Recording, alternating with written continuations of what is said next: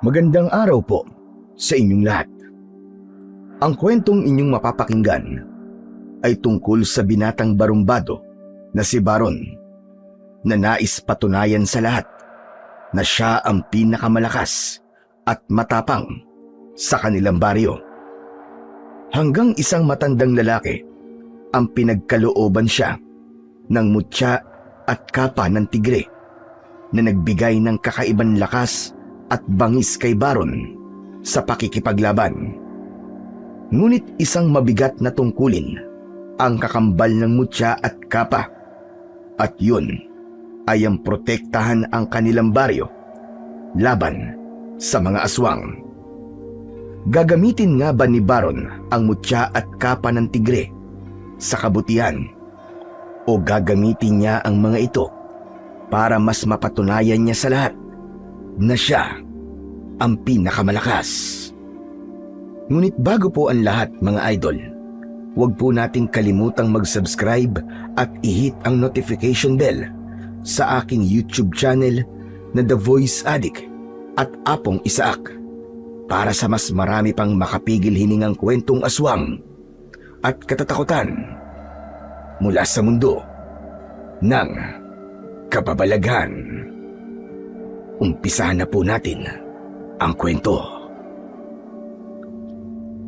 O ikaw, hindi ba sabi ko sa inyo nung huli ay bawal na kayong dumaan dito, Baron? Kasing liit ba ng munggoy ang utak mo, ha? At hindi mo yun naaalala? O baka naman naghahanap ka talaga ng gulo at sakit ng katawan? Naaalala ko yon, Erwin. Hindi ako ulyanin. At wala kang pakialam kung dumaan kami rito, dahil hindi mo naman pagmamayari ang daan na to. Hindi nga, pero teritoryo ko to. Kaya kung ako sa inyo, maglakad na kayo pabalik. Teka. Wala namang ibang daan para makalabas ditong baryo natin kundi dito lang eh. Anong gusto mo? Lumipad kami? Oo nga. Saka, sino ba nagsabing teritoryo mo ang lugar na to? Porke malapit ang bahay mo rito eh. Teritoryo mo na kagad to. Ganun na nga. Kaya kayong tatlo, kung ayaw niyong umuwi na bugbog sarado, maghanap kayo ng ibang daan. Wala akong pakialam kung lumipad kayo o dumaan kayo sa gubat. Basta, bawal kayong dumaan dito. Bakit ba nagmamaasim ka? Dahil ba sa nabugbog ka naming tatlo nung huling beses na nagrambulan tayo? Ngayon naghahari-harian ka na rito. Para sa kaalaman mo, Erwin, walang nagmamay-ari ng lugar at daan na to. Kaya wala kang karapatan na hindi kami padaanin sa kahit na anong daan sa baryo na to. Ikaw ang pagbabantaan ko ngayon. Kung ayaw mo mabugbog ulit, padaanin mo kami dahil sinasayang mo ang oras namin. Matapang na nagtama ang mga mata ni na Baron at Erwin. Bata pa lang ay magkaaway na ang dalawa. Hanggang sa magbinata sila, ay nadala nila ang bagay na yon. Umabot na sa nagkaroon ng sariling grupo si Erwin upang salpukin si Baron at ang dalawa niyang kaibigan na sina Mario at Dado. Hindi pwedeng matapos ang isang buwan na hindi nag-aaway ang dalawang magkabilang grupo. Kung minsan ay panalo sina Baron at minsan naman ay sina Erwin ang nananalo. Ang totoo, hindi na maalala ni Baron kung paano at bakit sila nagkaroon ng galit ni Erwin sa isa't isa. Dahil bata pa sila nang magsimula silang mag-away. Para sa kanila ay hindi sila hihinto sa pag-aaway hanggang sa hindi nila napapatunayan sa mga tao sa baryo nila kung sino sa kanilang dalawa ang pinakamalakas at pinakamatapang. Patuloy na nakatitig sina Baron at Erwin sa isa't isa. Walang nais magbaba ng tingin dahil para sa kanila ay isa yung senyales ng kahinaan. Nakakalokong ngumisi si Baron. Hanep pa. Kung makatingin ka sa akin parang gusto mo kong halikan na. Alam ko na. Nagkakagusto ka na yata sa akin eh. Teka, Chong. Walang talo-talo ah. Oo, gusto kita. Tama ka. Gusto kong basagin yung nakakabwisit mong pagmumuka. Isang mabilis na suntok ang pinakawalan ni Erwin at tumama yun sa panga ni Baron. Sandaling nagdilim ang paningin ni Baron kaya ipinilig niya ang kanyang ulo. Manggaganti siya ng suntok nang mula sa kung saan-saan ay lumabas ang mga kagrupo ni Erwin na puro lalaki. Naging alerto sina Mario at Dado. Inilabas ni Mario ang arnis nito habang si Dado ay ang armas nitong sumpit. Pumuesto ang dalawa sa magkabilaang tabi ni Baron habang si Baron ay iniumang ang kanyang matigas na kamao na para siyang isang boksingero. Aba, mukhang nadagdagan ng mga alipores mo ah. Bakit Erwin? Natatakot ka ba sa aming tatlo? At kailangan mo pa ng ganyang karaming kakampi? Para lang mapabagsak kami ha? Naisip niya kasi na wala siyang laban sa ating tatlo. Akala mo naman natatakot tayo sa kanya. Sabihin niyo na ang gusto niyong sabihin. Sila ang kusang sumama sa grupo ko. At hindi ko sila pinilit. Ibig sabihin, matatalino sila. Alam nila kung kanino sila dapat sumama. Tama na. Ang dami mo pang sinasabi. Ang dahilan lang naman yan ay takot ka. Hindi mo kami kaya. Kahit tatlo lang kami. Mayabang ka talaga. Sige kung ganun, bakit di natin subukan? Kung takot nga ako sa inyong tatlong kumag. Isa-isang tinignan ni Baron ang mga lalaking nasa likod ni Erwin. Bawat isa ay may kanya-kanyang dalang armas. May 2x2 na kahoy, baseball bat, patalim at kung ano-ano pa. Alam niya na wala silang laban ni na Mario at Dado sa dami ng mga kasama ni Erwin at kung lalaban sila ay sigurado siya na hindi maganda ang mangyayari sa kanilang tatlo. Kung siya lang sana ay walang problema, pero kasama niya sina Mario at Dado. Ayaw niyang mapahamak ang mga kaibigan niya nang dahil sa kanyang pag-aangas. O ano Baron? Natahimik ka na yata. Naisip mo na ba na wala kang laban sa akin ha? Alam mo, gusto ko sana makipagrambulan sa inyo ngayon eh. Ang totoo, kahit mag-isa lang ako, ay kayang-kaya ko kayong patumbayin lahat. Napakayabang mo talagang hayop ka. O ano? Simulan na natin. Teka. Easy ka lang, masyado ka namang high blood eh. Wala ako sa mood makipag-away sa'yo ngayon eh. Marami pa akong dapat gawin na mas importante kaysa sa patunayan kung sino mas malakas at mas matapang sa atin dalawa. Hayaan mo, Erwin. Sa ibang araw, haharapin kita at yung mga alipores mo. Ang dami mo pang sinasabi. Bakit hindi mo nalang aminin na natatakot ka sa dami namin?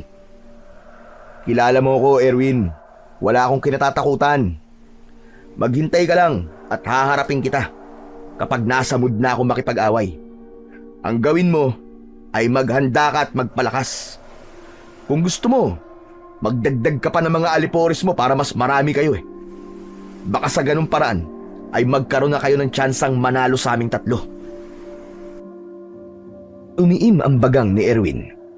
Muli nitong sinuntok si Baron, pero sa pagkakataong yun ay mabilis na yumuko si Baron. Lumagpas ang kamao ni Erwin sa kanya at nawalan ito ng balanse. Sumubsob sa lupa si Erwin at nakakain pa yun ng alikabok. Yan! Ikaw kasi masyado kang agresibo eh. Tignan mo nangyari sa'yo. Saka mo na ako hamunin kapag hindi ka nalampa. Mario, Dado, tara na. Umuwi na lang tayo. Nawalan na ako ng ganang magpunta sa bayan.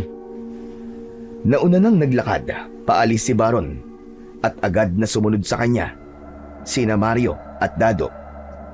Hindi nagsalita ang dalawa hanggang sa makarating sila sa bahay ni Baron. Mag-isa na lang sa buhay si Baron. Nang mamatay ang nanay niya nung bata pa siya, ay iniwanan na siya ng kanyang tatay sa lola niya.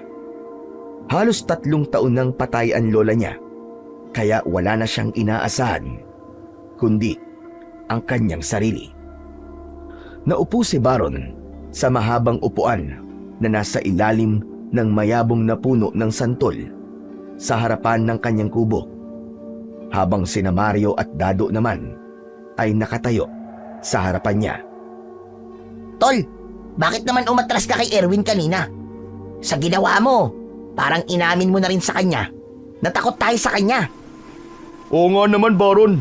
Handang-handa na sana akong makipagbakbakan eh. Ilang araw na rin akong pahinga sa rambulan eh. Alam nyo, hindi sa lahat ng oras ay kailangan natin patulan si Erwin. Saka iniisip ko rin kayong dalawa, no? Masyado silang marami. At aminin nyo man sa hindi, mahihirapan tayong labanan sila. Gumamit din kayo ng utak. Ibig sabihin, ayaw mo kami masaktan ni Mario? Hindi naman sa ayaw ko kayong masaktan. Imposibleng di kayo masaktan doon kapag nakipag-away tayo kina Erwin. Ayaw ko lang na mapahama kayong dalawa. Mamaya, mamatay pa kayo ron eh. E di, kargo pa kayo ng konsensya ko. Nagulat si Baron nang bigla siyang niyakap ni na Mario at Dado. Ipinagtulakan niya ang dalawa na para bang nandidiri siya. Hoy! Ano ba? Bakit niyo ako niyayakap? Pambira tong dalawang to. Kinikilabutan ako sa inyong dalawa eh. Tapos may paiyak-iyak pa kayong nalalaman? Ano yan? Pasensya ka na, Tol, ha? Kasi, natouch lang kami sa sinabi mo eh. Love mo pala kami. Kaya nga, talagang inaalala mo pa kami ni Mario. Ikaw yung barumbado na may puso. Kaya sa'yo kami hanggang sa huli ah. Napakadraman yung dalawa. Umalis na nga kayo at gusto ko munang mapag-isa. Sigurado ka ba, Chong? Oo, saka gusto ko rin magpahingi. Sige na, umalis na kayo. Iwan nyo na ako. Sinunod naman nina Mario at Dado si Baron.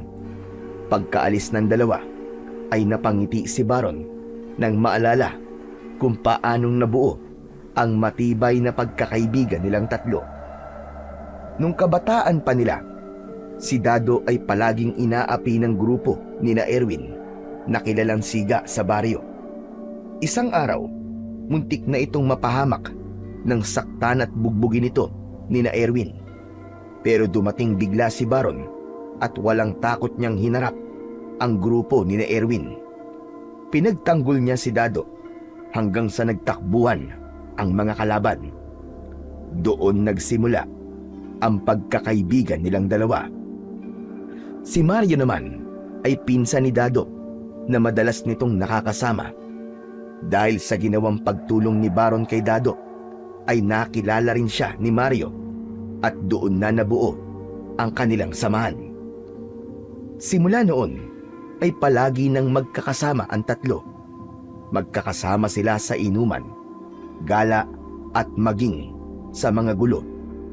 Naging tapat sina Mario at Dado kay Baron at ramdam ni Baron na parang kapatid na ang turing ng dalawa sa kanya. Si Mario ay payat na lalaki pero maliksing kumilos, habang si Dado ay malaki at matangkad at ito ang pinakamalakas sa kanila. Labis na nagpapasalamat sa Diyos si Baron dahil nakilala niya sina Mario at Dado. Ang dalawa na kasi ang naging pamilya niya simula nang mamatay ang kanyang lola. Isang umaga, abala si Baron sa pagtatabas ng matataas na damo sa harapan ng bahay ni Mang Onyok. Wala siyang permanenteng trabaho. Kung ano ang pwedeng ipagawa sa kanya ay ginagawa niya at yun ang paraan niya ng pagkita ng pera. Minsan ay nag-iigib siya ng tubig, naglilinis ng bakuran, nag-aayos ng kung anong sira sa bahay at kung ano-ano pa. Halos lahat ng trabaho ay inalam ni Baron dahil alam niya na wala siyang aasahan kundi ang kanyang sarili. Napahinto si Baron sa ginagawa nang marinig niya ang boses ng mga kaibigan niya na sina Mario at Dado. Dado, ayun pala si Baron oh. Baron, Chong, nandito ka lang pala eh. Oh, ano namang ginagawa niyo rito? Hindi niyo ba nakikita nagtatrabaho ko? Ikaw naman, aayain ka lang namin sa peryahan sa plaza. Tara, maglaro tayo ng color game at baka swertein tayo. Hindi ba pwedeng mamayang gabi na tayo pumunta ron? Ano ka ba? Mas magandang ngayon na kasi kakabukas pa lang ng peryahan. Paniguradong maraming chika bebe doon. Pupunta ka lang pala ron para sa mga babae, pambihira ka, oo. Sige na, kayong dalawa na lang ang pumunta ngayon. Mamayang gabi na lang ako magtutungo ron. Ang KJ mo naman, Chong. Minsan lang naman magkaroon ng peryahan dito sa atin kasi malapit na ang piyesta eh. Hindi ako KJ, Dado. Alam ko kasi kung anong dapat kong unahin. Obligasyon. Bakit? Kapag ba nagpunta ako ngayon sa peryahan magkakapera ako. Buti pa rito sa pagtatabas ko ng damo, sure money na. Kapag natapos ko to, babayaran kagad ako ni Mang Onyok. Tapos bibigyan pa niya ako ng 2 kilo ng kamote. E di ayos. Matagal ka pa ba dyan sa pagtatabas mo ng damo ha?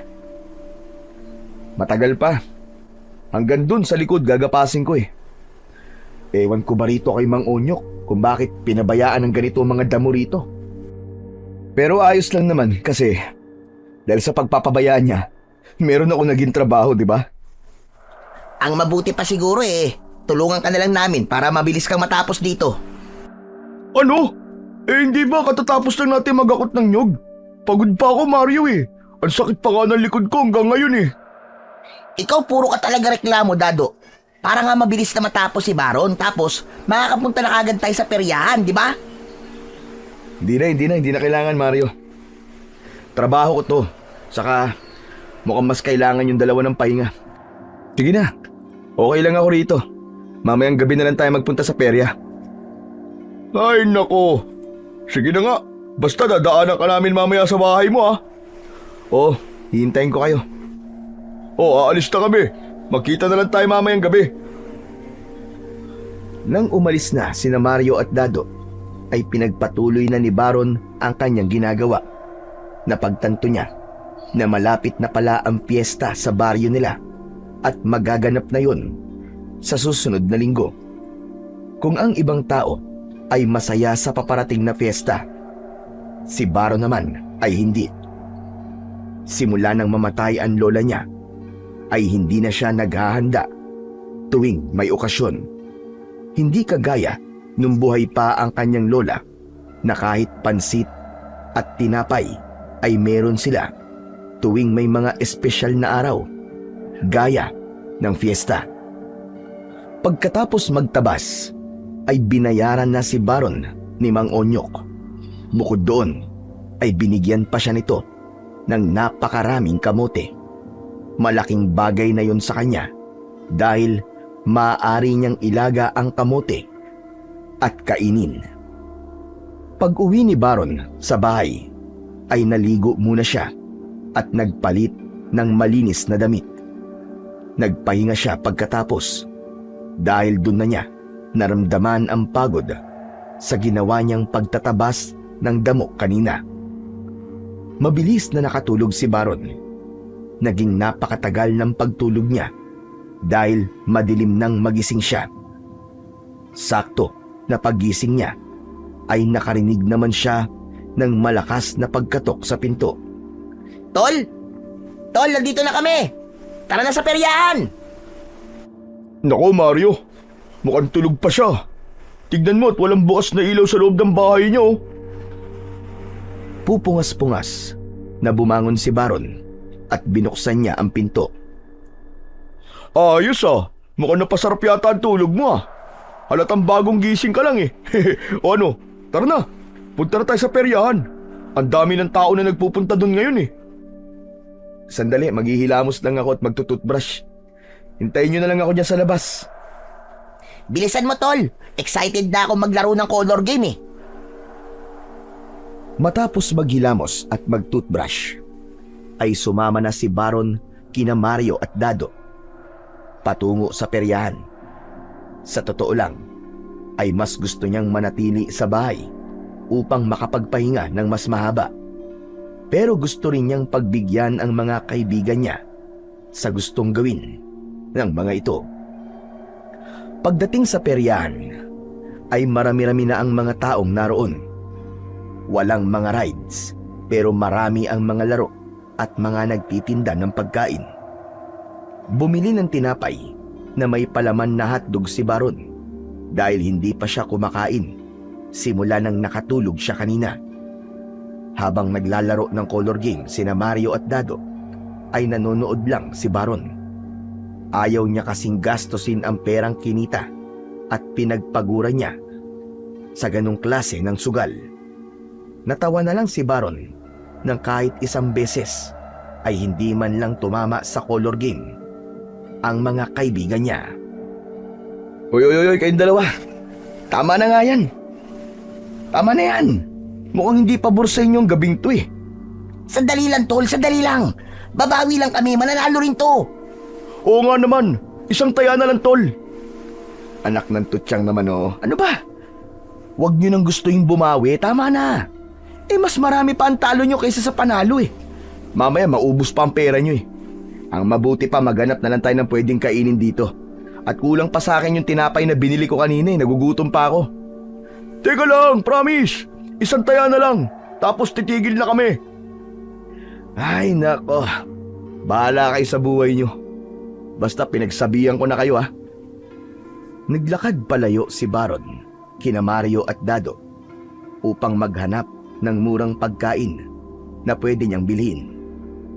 Hanggang sa may nakita siyang nagtitinda ng popcorn na malapit sa bukana ng papasok ng peryahan. Bumili siya ng isa at matapos niyang makapagbayad at makuha ang popcorn ay naisipan niyang balikan na ang mga kaibigan niya. Ngunit hindi pa man siya nakakakbang nang bigla siyang natigilan dahil narinig niya sa kung saan ang boses ni Erwin. Luminga siya sa paligid hanggang sa nakita niya si Erwin na nasa kabilang kalsada. Mahigpit nitong hawak sa kwelyo ang isang matandang lalaki na mukhang napakahina na. Payat ang katawan ng matanda at puro puti na ang buhok. May hawak na makapal na tela ang matanda at napakadumi. Pinanood ni Baron ang ginagawa ni Erwin habang kumakain ng popcorn. O ikaw, huwag kang magsinungaling sa akin, tanda. Alam kong may pera ka. Ibigay mo na sa akin ang pera mo bago pa ako mawalan ng pasensya sa'yo. Wala talaga akong pera, iyo. Hindi mo ba nakikita ang itsura ko? Isa lang akong palaboy. Kaya, paano ako magkakaroon ng pera? Maawa ka naman sa akin. Yun na nga eh. Alam ko palaboy ka. Kaya malamang ay may naglimos sa'yo. Akin na yung pinaglimusan mo. Akin na. Kahit nahubaran mo pa ako ngayon, ay wala kang makukuha na kahit piso sa akin. Kung gusto mo magkaroon ng pera, bakit hindi ka magtrabaho? Gamitin mo ang lakas ng katawan mo sa pagbabanat ng buto, hindi yung sa pangingikil sa ibang tao. Anak ng tutyang oh. Grabe talaga tong si Erwin. Hindi na naawa sa matanda. Tama naman yung matanda eh. Bakit di siya magtrabaho ng maayos para may pera siya? Ayaw talaga niyang lumaban ng parehas. Patuloy sa pagsubok at pagmuya ng popcorn si Baron hanggang sa biglang sinuntok ni Erwin ang matandang lalaki. Natumba ang matanda at napahiga sa lupa. Hindi pa nakontento si Erwin at sinipa pa nito ang tiyan ng matanda. Tama na! Tama na! Maawa ka sa akin! Wala talaga akong maibibigay na pera sa'yo! Hehehe, siguro nga'y wala kang pera. Kaya mas mabuti pa na aliwin mo na lang ako. Bubugbugin kita hanggang sa magkanda bali-bali ang makukunat mong mga buto. Wala sanang balak makialam ni Baron sa ginagawa ni Erwin sa matanda. Ngunit bigla niyang naalala ang lola niya at naisip niya na meron ding apo ang matandang lalaki. Alam niya kung ano ang mararamdaman ng apo nito kapag nalaman nito na merong nanakit sa lolo nito. Malalaki ang mga akbang na lumapit si Baron kay Erwin. Bago pa muling masipa ni Erwin ang matanda, ay ibinato niya sa mukha ng binata ang isang bag ng popcorn. Gulat na napatingin si Erwin sa kanya. "Anak nang, bakit mo ako binato ng popcorn? Umalis ka rito kung ayaw mo madamay." Pambihira ka talaga, Erwin, oh. Pati matanda pinapatulan mo eh. Di ka ba naaawa sa matandang yan? Nakita mo nang walang kalaban-laban sa'yo eh, sinasaktan mo pa. Eh ano bang problema mo ha? Bakit ka ba nakikialam sa gusto kong gawin? Kasi mali ang ginagawa mo. Hindi ka ba tinuruan ng nanay at tatay mo na gumalang sa nakatatanda? Aba, kung magmalasakit ka sa matandang to para kang anghel ha? Bakit? Lolo mo ba to? Hindi na nagsalita si Baron. Bagkus ay tinulungan niya ang matandang lalaki na tumayo. Nakangiwi ang matanda at halatang may iniinda yung sakit. Manong, ano pong masakit sa inyo? Ayos lang po ba kayo? Masakit ang tiyan ko. Sandali, at nahihilo ko. Nagulat si Baron nang bigla siyang sinipa ni Erwin sa likod. Napasubsob siya sa lupa at nadaganan niya ang matanda. Aray ko! Naku, pasensya ka na, Manong, ha. Hindi ko sinasadya. Masyado kang pakialamero, Baron. Talagang naghahanap ka ng sakit ng katawan no? Marahang tumayo si Baron. Humarap siya kay Erwin habang mariing nakakuyom ang kanyang kamao. Pinapakita mo lang talaga kung gaano ka kaduwag at kahina, Erwin. Pati ba naman matandang mahina at walang kalaban-laban ni pinapatulan mo? Eh di tingnan natin kung sino ang duwag at mahina sa ating dalawa. Naramdaman ni Baron ang biglang pag-init ng kanyang katawan nang sumugod si Erwin. Nakita niya ang kumpiyansa sa mukha nito. Nagpakawala ng suntok si Erwin pero sa hangin lang yun tumama. Agad naman na umatake si Baron at sinintok niya si Erwin sa sikmura. Narinig niya ang ungol ni Erwin at bahagya itong napayuko. Kung ako sa'yo, aalis na lang ako. Wala kang laban sa akin kahit anong gawin mo. Hayop ka! Ikaw ang dapat na umalis! Huwag kang mayabang porque ikaw ang unang nakatama ng suntok! Muling sumugod si Erwin at nagpakawala ito ng mga suntok. Tinamaan si Baron sa kanyang pisngi at sikmura. Naramdaman ni Baron ang lakas ng suntok ni Erwin pero mas matindi ang apoy sa kanyang dibdib. Tumiim ang bagang ni Baron at gumanti siya ng suntok. Tumama ang kamao niya sa panga ni Erwin, sunod sa sikmura at sa ilong nito. Naramdaman niya ang lagkit ng dugo ni Erwin sa kanyang kamao. Nahilo si Erwin at bigla yung bumagsak. Napaluhod si Erwin sa lupa habang dumudugo ang ilong at bunganga. O ano? Lalaban ka pa? Tumayo ka dyan! Bago pa lang ako nag-iinit eh. Tara! Suntukan pa tayo! Hindi pa ako tapos sa'yo, Baron. Humanda ka. Hindi ko makakalimutan ang gabing to. Babalikan kita! Babalikan kita! Sige lang, bumalik ka lang. Huwag kang mag-alala. Kasi palagi akong handa sa'yo. Hihintayin kita, Gonggong. Nanlilisik ang mga matang tumayo si Erwin. Pasuray-suray yung naglakad palayo hanggang sa tuluyan na yung nawala sa kanyang paningin. Doon na binalikan ni Baron ang matandang lalaki na nakaupo pa rin sa lupa. Bakas pa rin sa mukha ng matanda ang labis na pangihina. Manong, kaya niyo po bang tumayo? Medyo nahihilo pa rin ako. Napakalakas palang sumuntok ng binata na yun. Pero wala po siyang panama sa akin, Manong. Tignan niyo, umatras na siya, naduwag. Teka, saan po pala kayo umuwi? Kung malapit lang po iatid ko na po kayo.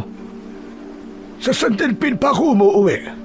Ginabi na nga ako sa paglalakad para lang maibenta tong kapa na gawa sa balat ng tigre Naku sino naman po ang bibili niyang ganyang klase ng kapa? Saka, may gumagamit pa po ba ng ganyan? Hindi ko alam. Pero kailangan kong magbaka sakali dahil kailangan ko ng pera. Pero Manong, ang layo pa po ng San Delfin dito. Hindi ligtas kung maglalakad kayo ng ganitong oras. At baka kung ano pang mangyari sa inyo sa daan Gaya na lang ngayon. Eto, muntik na ho kayong mapahamak dahil kay Erwin. Nabugbog patuloy kayo nang wala sa oras. Siguro ay matutulog na lamang ako sa kung saan. Tapos, bukas na lang ako maglalakad ulit.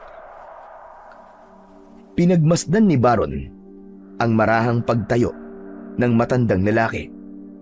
Kinuha nito ang malaking tela na napakarumi at isinampay yun sa balikat nito. Tumingin ang matanda kay Baron at matipid na ngumiti. Maraming salamat sa pagtulong mo sa akin, iyo. Bihira ang mga kagaya mo na may gagawin kapag may nakita na may nangangailangan. Marami sa ating mga tao na nanonood lang o magkukunwaring walang nakita sa mga ganitong pagkakataon.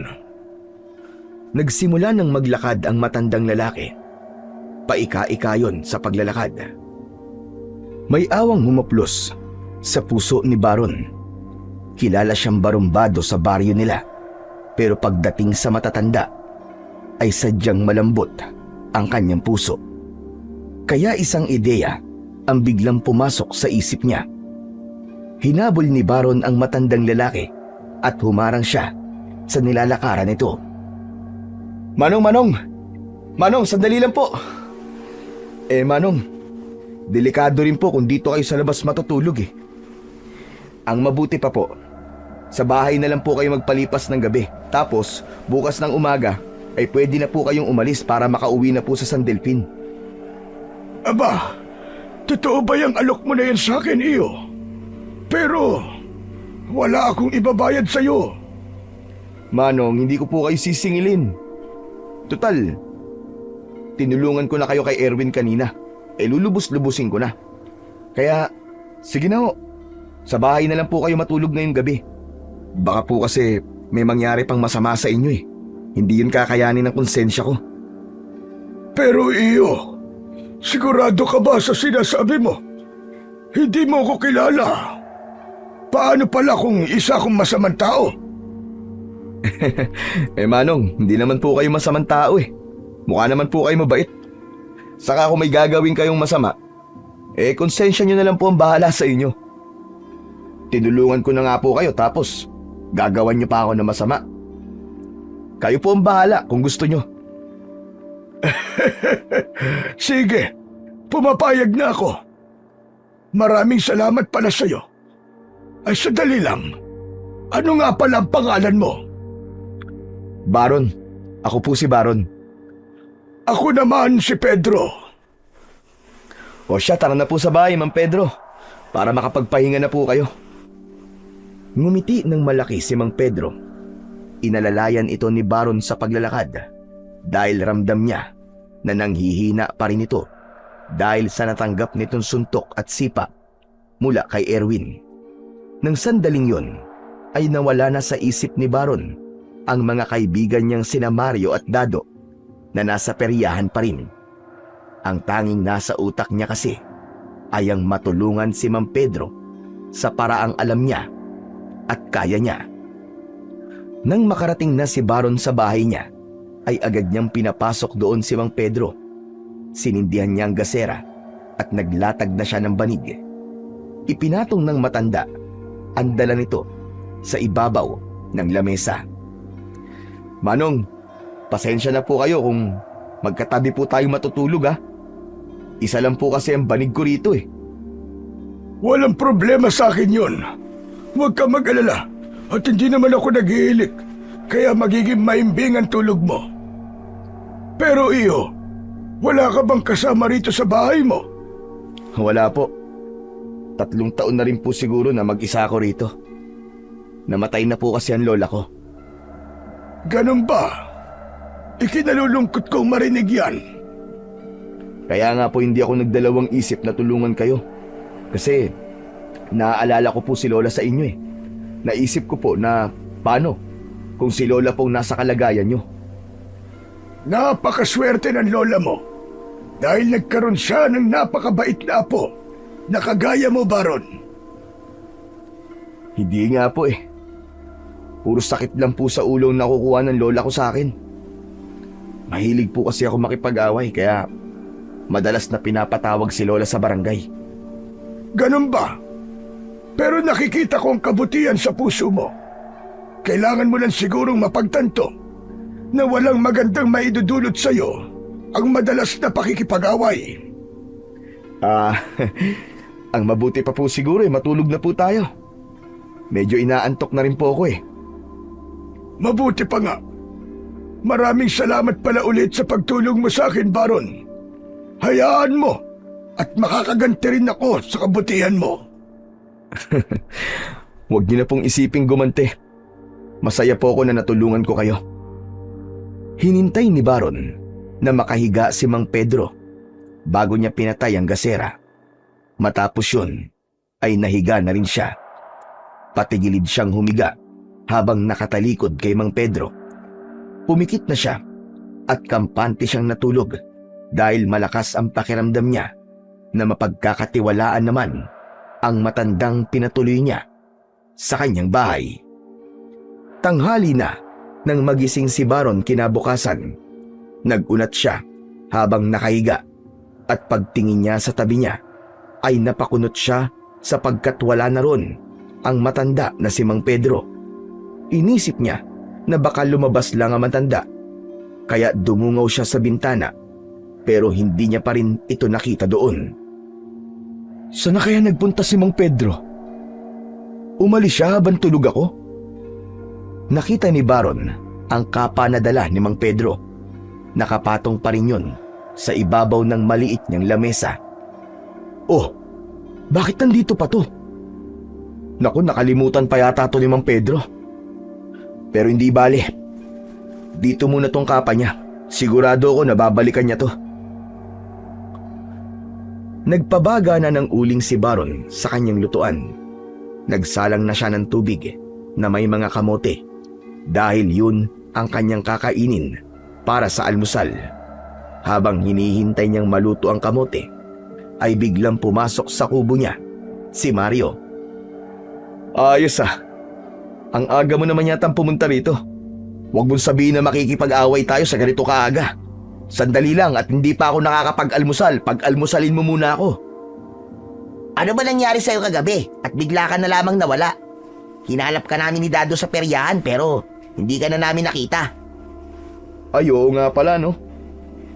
Nakalimutan ko na kayong dalawa eh. Pasensya na kayo. Kagagawan kasi yun ni Erwin. Si Erwin? O bakit? Anong ginawa ni Erwin?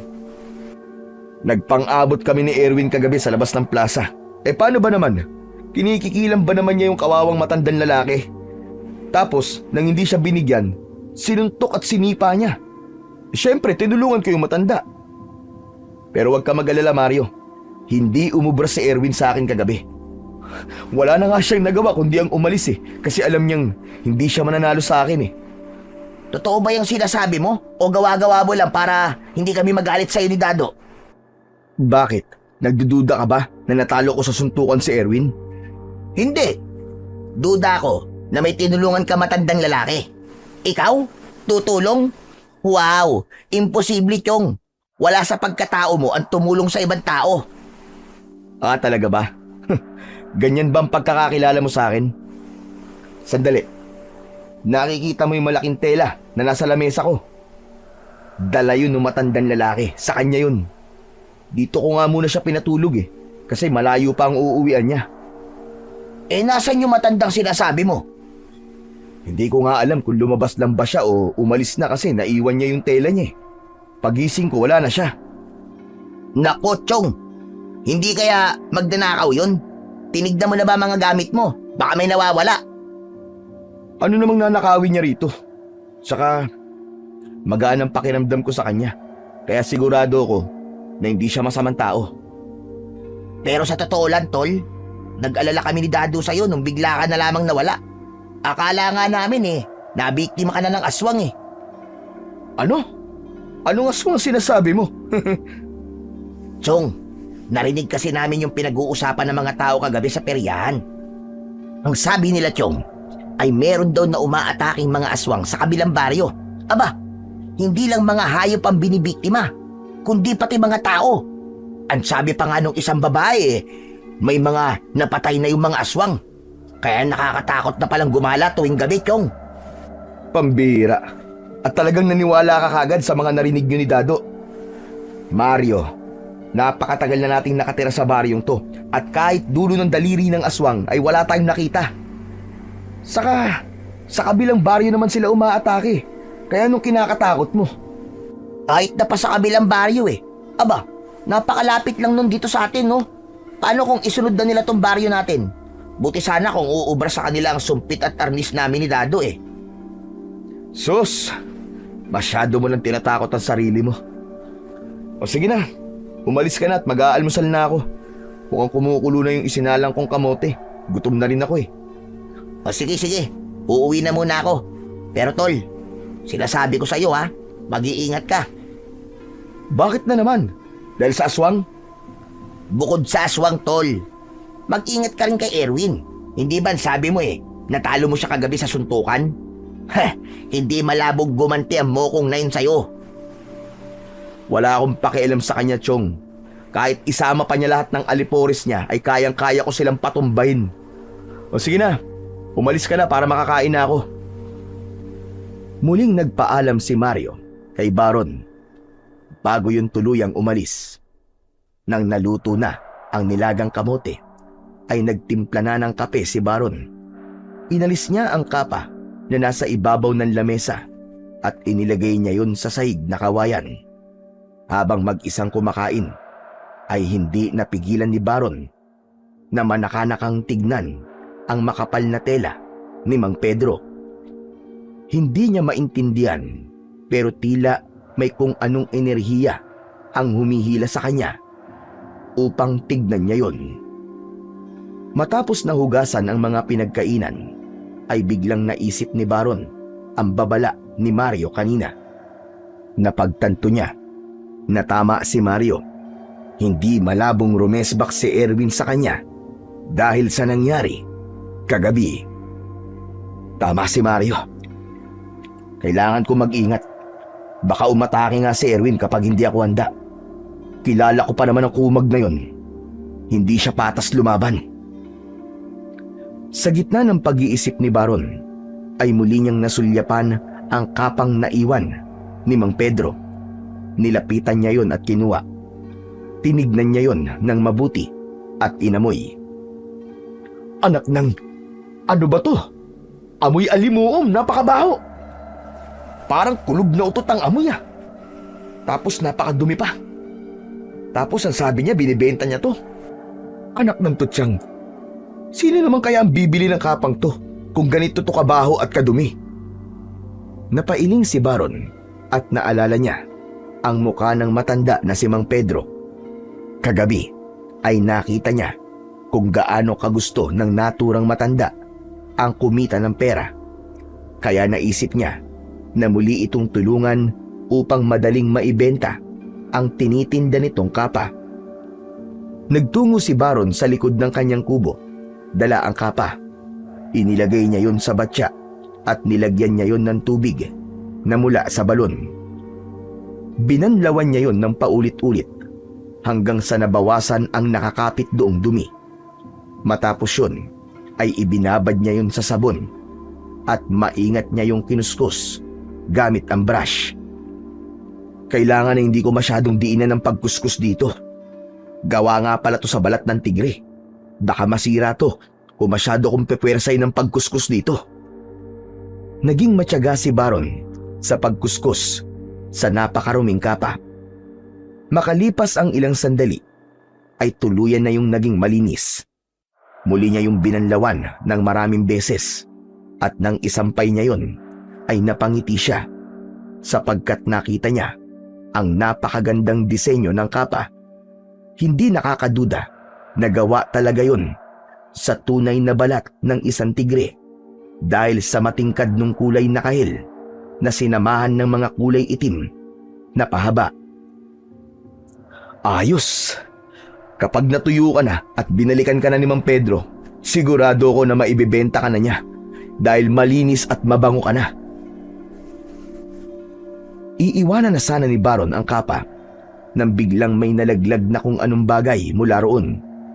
Dinampot niya yun at nalaman niya na isa yung kwintas na may palawit na tila isang hulin na kulay kahil at may batik na kulay itim. Teka, kakaibang kwintas na to ah.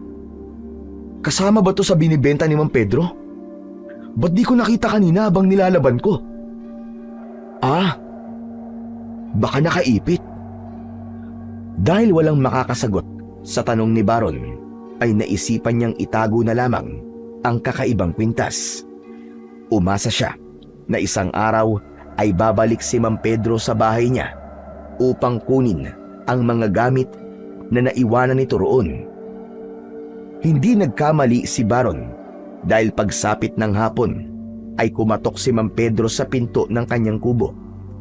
Agad na sumilay ang ngiti sa labi niya pagkakita sa matandang lalaki. Yun! Sabi ko na nga ba't babalik kayo, Manong eh. Naiwan niyo po kasi yung kapa niyo, Manong. Nandun po pala yun sa likod ng bahay. Nilabhan ko na po para magmukha na pong bago, para madali niyo po may bibenta. Sa tingin ko po medyo tuyo na yun ngayon. Pwede niyo na pong kunin yun tapos sa bahay niyo na lang po patayuin ng gusto. Maraming salamat at nilinisan mo ang kapa ng tigre. Pero, maaari ba akong pumasok muna? Dahil may mga bagay akong kailangan sabihin sa'yo. Sige po. Tuloy po kayo, Manong. Nilakihan ni Baron ang pagkakabukas ng pinto. Pagpasok ni Mang Pedro, ay magkaharap silang naupo sa kawayang saig.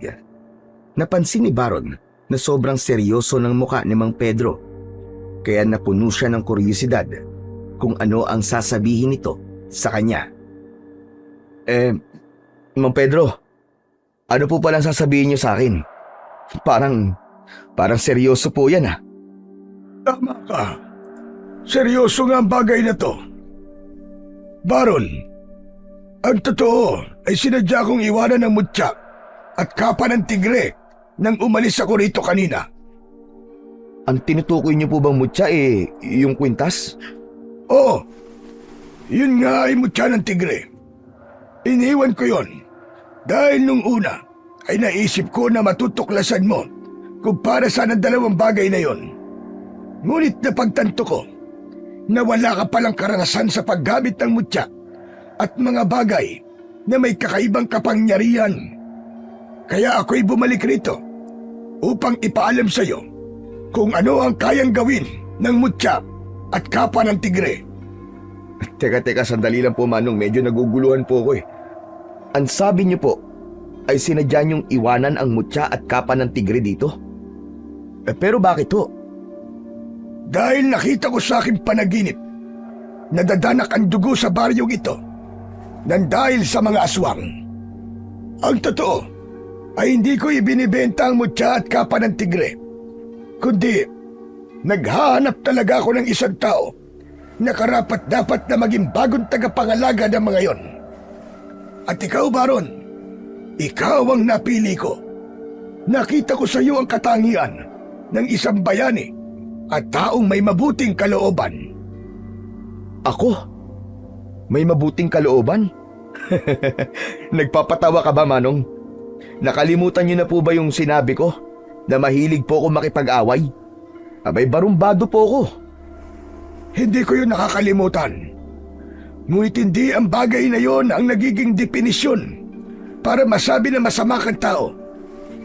May kabutihan pa rin sa iyong puso. At ako mismo ang nakaranas nun. Kaya sigurado ko na hindi ako magkakamali kung sa'yo ko ipagkakaloob ang mutya at kapa ng tigre. Sandaling natahimik si Baron. Inisip niya ang mga sinabi ni Mang Pedro. Maya-maya ay napailing siya, sabay tawa ng malakas.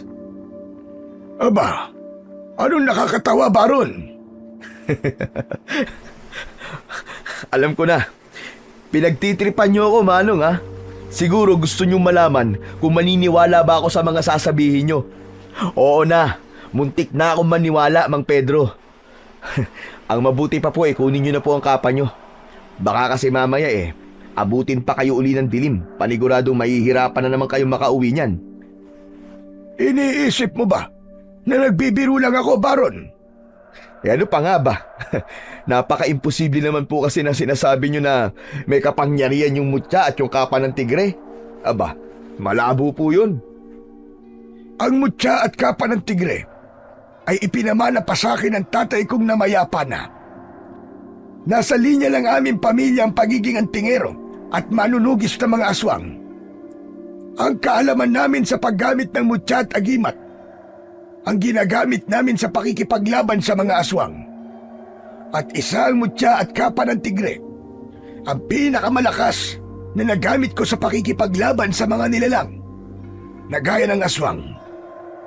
At ngayon, Baron, ipinapasa ko na sa iyo ang pangangalaga sa mutya at kapa ng tigre. Hindi maaaring magkaiwalay ang dalawang bagay na yan. Dapat ay sabay mo silang gagamitin. Parehas mo silang isusuot sa tuwing kailangan mo makipaglaban sa mga aswang. Dahil kung wala ang isa, hindi magiging buo ang kapangyarihan nito. Ang dami niyo naman po sinasabi, Mang Pedro. Pero sige, sabihin na nating naniniwala na po ako sa mga sinasabi niyo. Ano po ba ang kapangyarihan ng mutya at kapa ng tigre? Ang totoo ay hindi ko alam kung ano ang pinagmulan ng mutya at kapa. Pero para sagutin ang tanong mo, ay magkakaroon ka ng kakayahan at katangian ng isang tigre. Magiging malakas ka na wala ang isang normal na tao. Magiging mabangis ka pagdating sa pakikipaglaban. Ngunit ang dalawang bagay na yan ay para lamang sa paggawa ng kabutihan at pagtulong sa mga nangangailangan.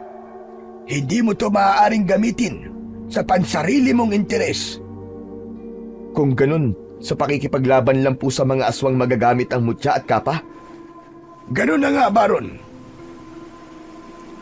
Muling tumahimik si Baron at hindi niya pa rin magawang paniwalaan ang mga sinabi ni Mang Pedro. Hindi niya napigilan ang muling pagtawa ng mahina. Nararamdaman at nakikita ko na hindi ka pa rin naniniwala sa akin. Ngunit alam ko, darating ang araw, ikaw mismo makakatuklas ng kapangyarihan ng mutya at kapa ng tigre. Ngayon ay iiwan ko na ang mga yan sa'yo.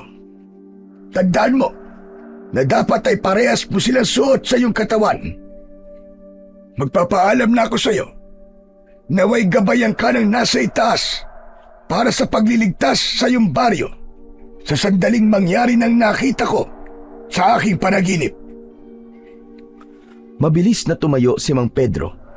Malalaki ang hakbang na lumabas yun sa bahay ni Baron. Sinundan ni Baron si Mang Pedro sa labas.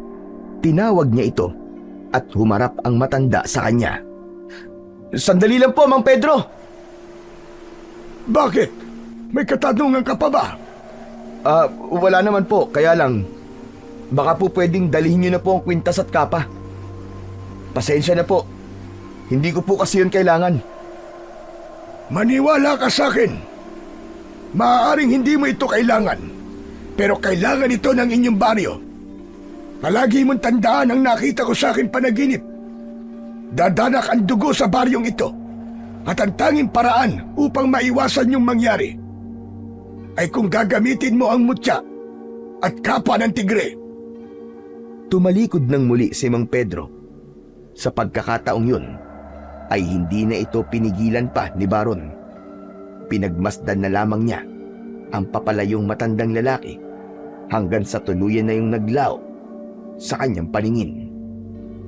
Pagsapit ng gabi ay hindi pa rin magawang makatulog ni Baron.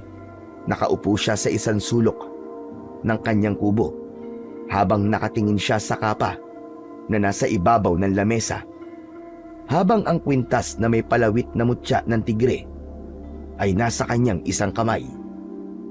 Totoo kaya mga sinabi ni Mang Pedro? Totoo kaya na meron kayong kapangyarihan?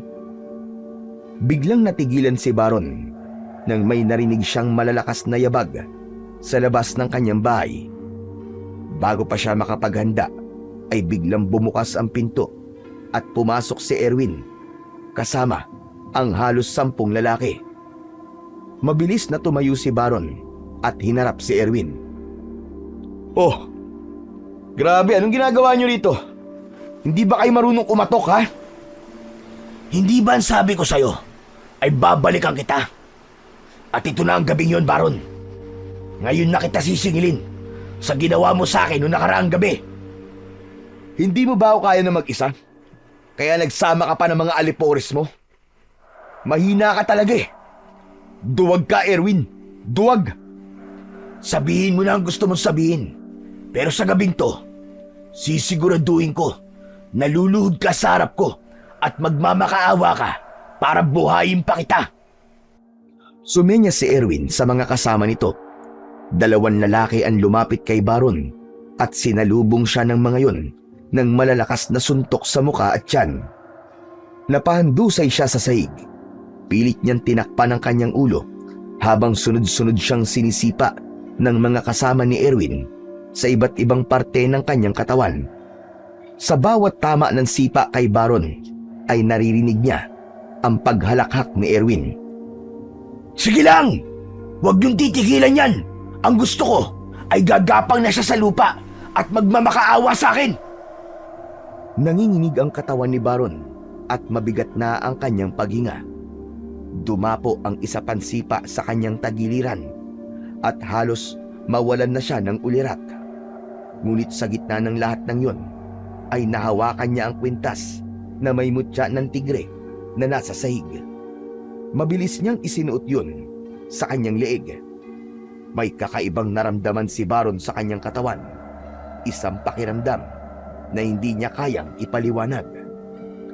Pilit na gumapang si Baron palapit sa lamesa kung saan naroon ang kapa ng tigre. Hindi niya muna ininda ang walang tigil na sipa na kanyang natatanggap. Nang makuha niya ang kapa, ay agad niya yung isinuot.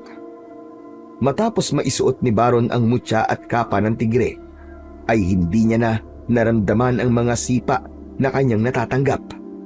Para bang may dumaloy na kuryente sa kanyang mga ugat. Dahan-dahan siyang tumayo. Sinuntok siya ng isa sa mga lalaki sa muka, pero nagulat ang lahat nang hindi man lang siya natinag. Sinunggaban ni Baron ang isang lalaki at itinulak niya yun. Lumipad ang lalaki palabas ng pintuan. Isang malakas na sipa ang pinakawalan niya sa isa pa. Doon na niya sinimulang atakihin isa-isa ang mga kasama ni Erwin. Ang bawat suntok ni Baron ay parang maso na bumabagsak sa buto at laman ng kanyang mga kalaban. Lumabas si Baron ng bahay. Sinundan siya roon ni Erwin. Nakangisi yun sa kanya, pero halata ang kaba sa mga mata nito. O ano, Erwin? Akala ko ba'y luluhod ako sa harapan mo ngayong gabi, ha? Bakit parang ikaw ang gagawa nun, imbis na ako? Napakataas naman ang tingin mo sa sarili mo, hayop ka! Mangyayari pa rin yun! Sadyang mahina lang ang mga alagad ko, kaya natalo mo sila. Pero ako, kahit kailan, ay hindi mo ako matatalo. Yan ang tandaan mo! Mabilis na sinugod ni Erwin si Baron, ngunit hindi man lang siya nakaramdam ng sakit nang tamaan siya ng kamao nito. Binigyan niya ng sunod-sunod na suntok sa mukha si Erwin hanggang sa isang malakas na suntok ang pinatama ni Baron sa panga ni Erwin. Nang mapaluhod sa lupa si Erwin, ay sabay-sabay na nagtakbuhan palayo ang mga kasama nito. Nahihirapang tumayo si Erwin. Susugod sana ulit ito kay Baron, pero agad niya tong sinalubong ng malakas na sipa sa dibdib. Napahiga sa lupa si Erwin at napasingap ito. Nakita ni Baron na tila nahihirapan na sa paghinga si Erwin. O ano, Erwin? Hindi ka pa ba luluhod sa harap ko? Sige na, magmakaawa ka na sa akin. Nabuhayin pa kita. Gumapang si Erwin palayo kay Baron. Nang nakalayo na ito ng bahagya, ay saka ito tumayo at takot na tumakbo. Hoy, ano? Bumalik ka rito! Hindi pa ako tapos sa'yo! Duwag! Susugod-sugod kayo tapos tatakbo kayo? Mga walang kwenta! Ngumisi si Baron nang tuluyan nang nawala si Erwin at ang mga kasama nito. Patuloy niyang naramdaman ang kakaibang lakas at enerhiya na alam niyang nagmumula sa mutya at sa kapa ng tigre na kanyang suot. Hinubad niya ang kapa at mataman niya yung tinignan habang hindi pa rin siya makapaniwala sa nangyari kanina. Totoo nga ang sinabi ni Mang Pedro. May kapangyarihan ka nga. Kung ganun, magagamit kita para tuluyan na akong katakutan ni Erwin. Hindi na siya makakapalag sa akin habang suot kita.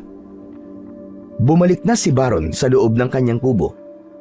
Maingat niyang isinampay ang kapa sa sandalan ng upuan.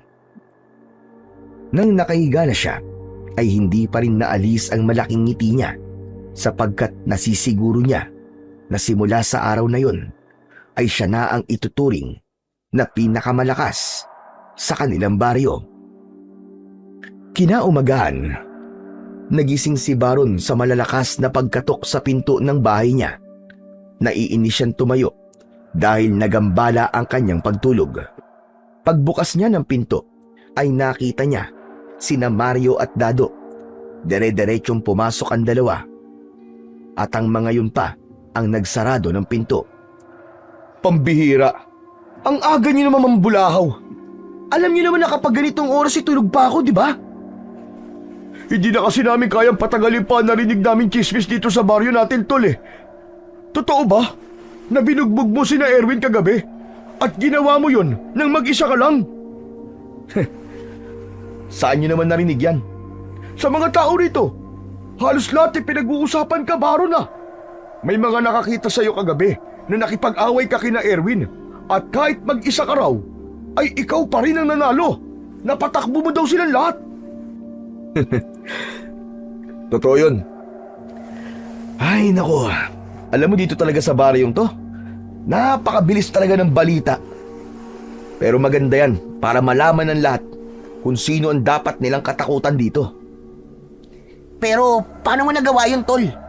Paano mo natalo si na Erwin kahit mag-isa ka lang? Sabihin mo naman sa amin ang totoo.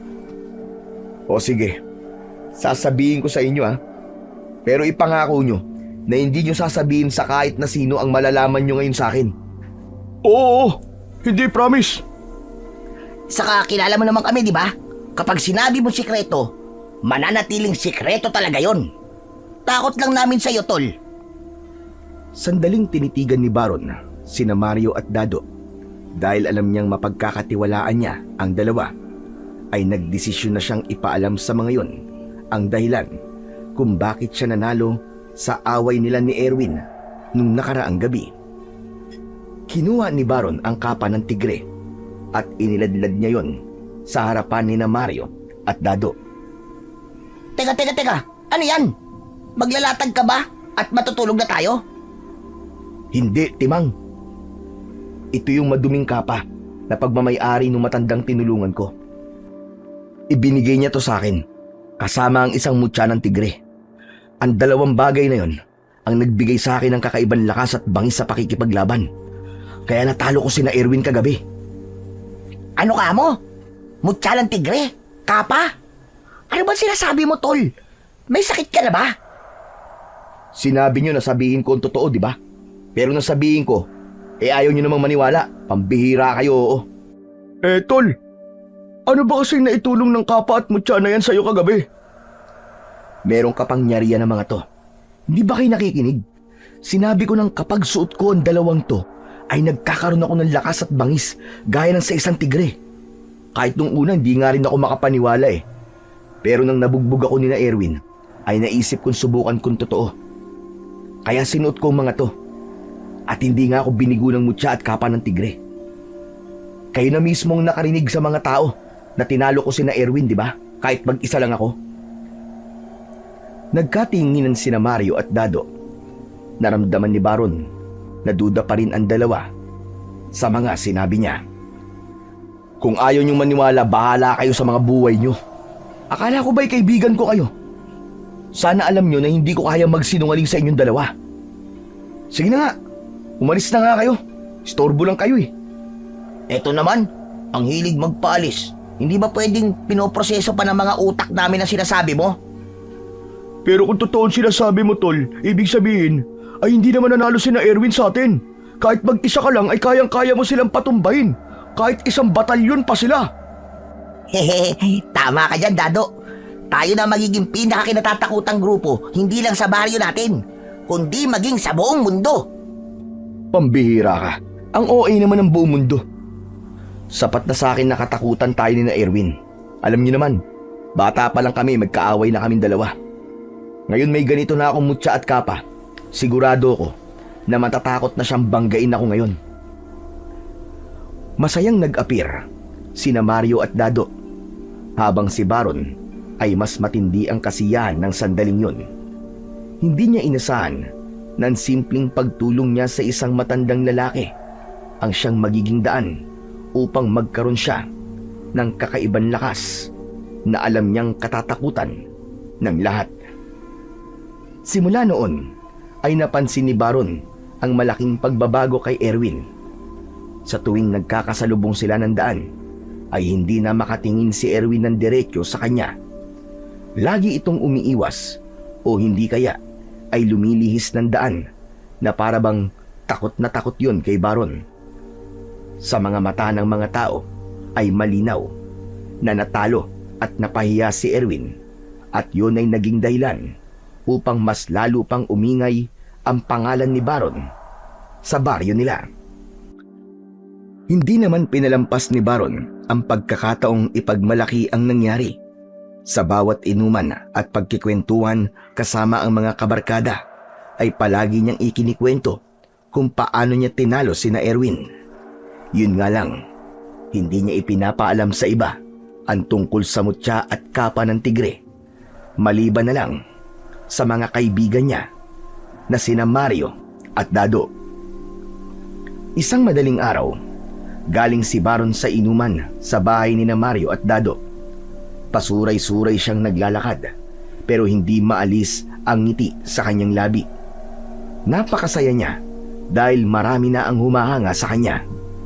Nang nasa harapan na siya ng kubo niya, ay natigilan siya nang makita si Mang Pedro na hawak ang mutya at kapa ng tigre. Seryoso ang muka ng matandang lalaki. Nakangiting lumapit si Baron kay Mang Pedro at tinapik pa niya yun sa balikat. Yun oh, Mang Pedro, long time no see ah. Maraming salamat nga pala sa pagkakaloob mo sa akin ng mutya at kapa na yan ha. Alam mo ba, nang dahil sa mga yan, ay takot na sina Erwin sa akin. Siya yung lalaking nanuntok at sumipa sa'yo nun. Akala mo ba ay natutuwa ko sa ginawa mo, Baron? Ganyan ba ang gusto mo? Ang makilala ka sa pagiging barumbado mo? Ha? Ano po bang ibig niyong sabihin? Bakit di ka natutuwa? Saka bakit hawak niyo po ang mutya at kapa? Dahil babawiin ko na to sa'yo. Nagkamali ako ng pagpili sa'yo. Teka, sandali lang, Mang Pedro. Hindi niyo pwedeng basta na lang kunin sa akin yan. Ibinigay niyo na mga yan sa akin eh. Wala na pong bawian. Maaari ko pa rin itong bawiin. Lalo na't nakita ko na hindi mo ito ginamit para sa kabutihan. Nakalimutan mo na ba ang ginawa mo, Baron? Binugbog mo ang isang grupo ng mga lalaki at ginamit mo yon para magyabang. Hindi ganun ang napag-usapan nating dalawa. Pero Manong, hindi ba kabutihan naman yun? Masama ang ugali ni Erwin, kaya dapat lang sa kanya yun. Saka hindi pagyayabang ang ginawa ko, Manong. Nagsasabi lang ako ng totoo. Ang nagyayabang ay yung nagmamalaki sa isang bagay na hindi naman totoo. Talagang ang nagkamali ako. Hindi mo naiintindihan kung paano mo gagamitin ng tama ang mutya at kapa ng tigre. Hindi ba't ang sabi ko sa'yo ay dadanak ang dugo dito sa inyong baryo? Didiretsahin na kita. Nakita ko sa panaginip ko na may mga aswang nasasalakay dito sa baryo nyo, Baron. Ibinigay ko sa iyo ang mutya at kapa para gamitin sa pakikipaglaban sa mga aswang at para ipagtanggol at protekta ng mga tao dito sa inyong lugar. Hindi ko ibinigay ang mga ito para ikaw ay magyabang. Nawala ang pagkalasing ni Baron sa mga sinabi ni Mang Pedro. Napagtanto niya ang kanyang pagkakamali at napayuko siya ng dahil sa pagkapahiya. Patawarin niyo po ako, Mang Pedro.